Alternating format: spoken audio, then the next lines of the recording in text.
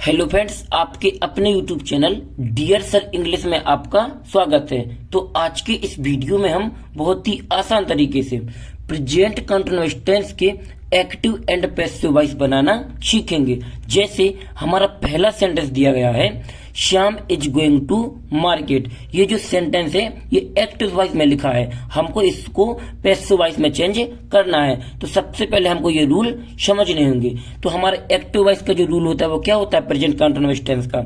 सबसे पहले उसमें हम सब्जेक्ट लिखते हैं, फिर इज एम आर, इन तीनों में से किसी एक का प्रयोग किया जाता है। तो एक वचनकर्ता के साथ इज का प्रयोग किया जाता है और बहुवचनकर्ता के साथ आर का और आई के साथ एम का प्रयोग किया जाता है। फिर हम उसके बाद वर्ब लिखते हैं और वर्ब की फर्स्ट फॉर्म लिखते हैं। उसके बाद वर्ब में आईएनजी लगाते हैं, फिर उसके बाद ऑब्जेक्ट लिखते हैं, फिर लास्ट में फुल स्टॉप भी लगाते हैं। अब जब इसका पैसिव वॉइस बनाएंगे तो किस प्रकार से बनाएंगे। सबसे पहले इसमें ऑब्जेक्ट लिखेंगे, यानी कि जो हमारा यहाँ पर लिखा है वो सबसे पहले आगे लिख जाएगा। फिर इसके हिसाब से क्या करते हैं हम, इज एम आर, इन तीनों में से किसी एक का प्रयोग करते हैं। यदि ये ऑब्जेक्ट एक वचन होगा तो इज, ऑब्जेक्ट यदि बहुवचन होगा तो आर, और यदि ऑब्जेक्ट आई आएगा तो एम का प्रयोग करेंगे। फिर उसके बाद हम बीइंग का प्रयोग करेंगे। फिर उसके बाद वर्ब की थर्ड फॉर्म, यहाँ पर देख लीजिए वर्ब की थर्ड फॉर्म, और इसमें आईएनजी का प्रयोग नहीं करेंगे। फिर इसके बाद बाई लगाएंगे, फिर इसके बाद यानी कि सब्जेक्ट को आगे ऑब्जेक्ट के रूप में लिखेंगे, इसे हम सब्जेक्ट भी बोल सकते हैं। तो हम इसको बनाकर देख लेते हैं। सबसे पहले क्या ना ऑब्जेक्ट, तो ऑब्जेक्ट हमारा क्या था इसमें, ये यानी कि कर्म हमारा क्या था मार्केट। तो यहाँ पर आएगा मार्केट, MARKET, ये क्या होगा हमारा ऑब्जेक्ट। अब इसके बाद क्या ना इज एम आर, इन तीनों में से किसी एक का प्रयोग होना है। तो मार्केट यानी बाजार, बाजार क्या है एक वचन यानी एक है, तो यहाँ पर क्या आ जाएगा, यहाँ पर भी इज आ जाएगा। इसके हिसाब से हमने इस इज को देखकर यहाँ पर नहीं लिखा है, हमने इसके हिसाब से यानी कि इस फॉर्मूले के हिसाब से यहाँ पर इज लगाया है। फिर होना बीइंग का प्रयोग, तो यहाँ पर लगाएंगे बीइंग, BEING, ये क्या हो गया हमारा बीइंग। फिर आनी है वर्ब, वर्ब की थर्ड फॉर्म। तो वर्ब इसमें क्या गो, यानी कि गो में क्या लगा है आईएनजी लगा है, क्योंकि यहाँ पर वर्ब की फर्स्ट फॉर्म और यहाँ पर आईएनजी उसमें लगता है। तो गो माना होता है जाना, गो में आईएनजी लगा हुआ है, तो गो माना GO, गो माना होता है जाना। अब हमको इसकी इसमें क्या लिखा था आईएनजी फॉर्म लिखी थी, अब हमको इसकी थर्ड फॉर्म लिखनी है। तो गो की जो थर्ड फॉर्म बोलते हैं गोन, GONE, तो यहाँ पर क्या लिखेंगे गो की थर्ड फॉर्म, तो GONE। फिर इसके बाद क्या आना है वर्ब की थर्ड फॉर्म के बाद आना बाई, तो यहाँ पर आएगा बाई। फिर क्या आना है ऑब्जेक्ट, यानी कि जो हमारा आगे सब्जेक्ट था। तो श्याम है तो यहाँ पर श्याम ही आ जाएगा, SHYAM। आपको हमको एक चीज समझानी है, यदि कहीं पर भी आई लिखा हो आगे तो वहां पर हम ऑब्जेक्ट यहाँ जब पीछे उसे लिख, जैसे यहाँ पर श्याम लिखा था तो यहाँ पर हमने पीछे क्या लिखा, श्याम ही लिखा है। यदि आई लिखा होता तो यहाँ पर मी लिखते, यदि यू लिखा होता तो यहाँ पर क्या लिखते, यू का यू ही रहता है। यदि आगे बी लिखा होता तो यहाँ पर क्या लिखते हम अस लिखते। इसी प्रकार से हम इनको चेंज करते हैं। यदि ही लिखा होता तो हम पीछे क्या लिखते, हिज लिखते।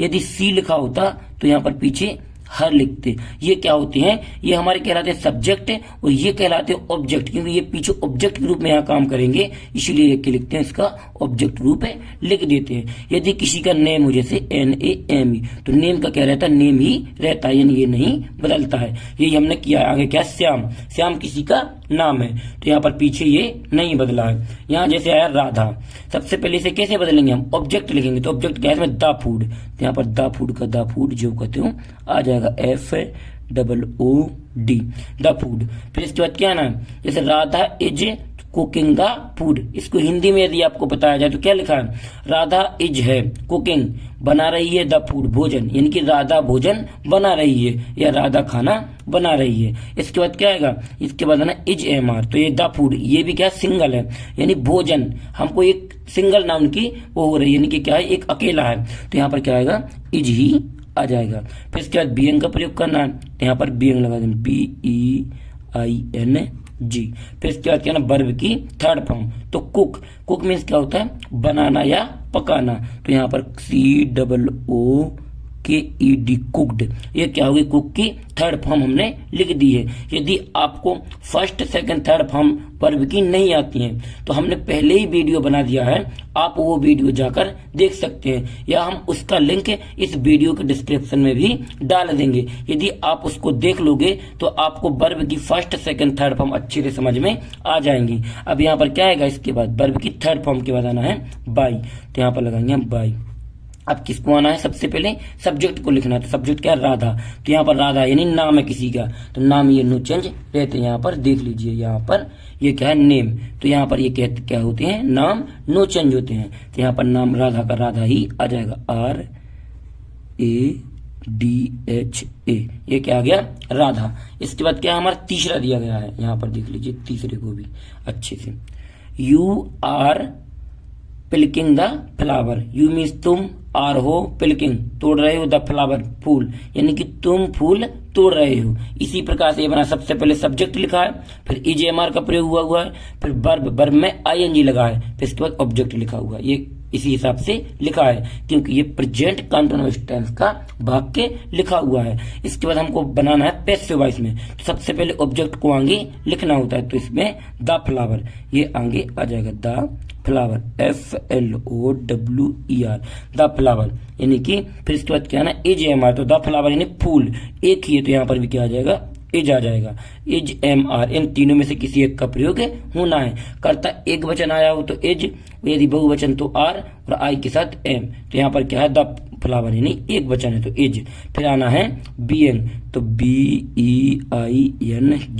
ये क्या होगा हमारा बीइंग। फिर आनी वर्ब की थर्ड फॉर्म, तो वर्ब इसमें क्या, प्लक, तो प्लक PLUCK और ED, ये क्या होगी, इसकी थर्ड फॉर्म हो गई है। प्लक की थर्ड फॉर्म जो होती है वो होती है प्लग्ड। फिर आनी है बाई, तो यहाँ पर बाई लिख देंगे। फिर इसके बाद क्या ना, ऑब्जेक्ट, यानी जो हमारा आगे सब्जेक्ट हो ऑब्जेक्ट के रूप में हम लिखेंगे, तो यू का यू ही रहता है, ये चेंज नहीं होता है, तो यहाँ यू का यू ही आ जाएगा, लास्ट में फुल स्टॉप भी लगा देंगे। तो किस तरीके से, the flower is being plucked by you, यानी उसके द्वारा फूल तोड़े गए हैं। आपको यदि ये एक्टिव पैसिव अच्छे से समझ में आ गए हों तो हम आपको एक सेंटेंस देते हैं, उसको बनाना है। यदि आपने उसको बना लिया तो हम ये समझ जाएंगे कि आपको ये अच्छे से समझ में आ गए हैं। तो यहाँ पर है श्याम, यानी सीता लिखा हुआ है, Sita is singing, SHING,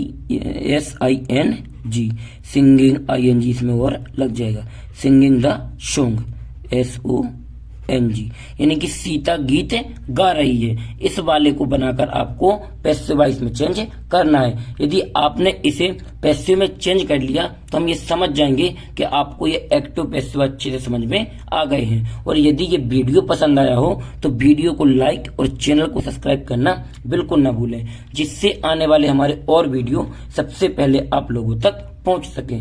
thank you video को लास्ट तक देखने के लिए। मिलते हैं किसी और एक अच्छी वीडियो के साथ में, जब तक अपना ख्याल रखें।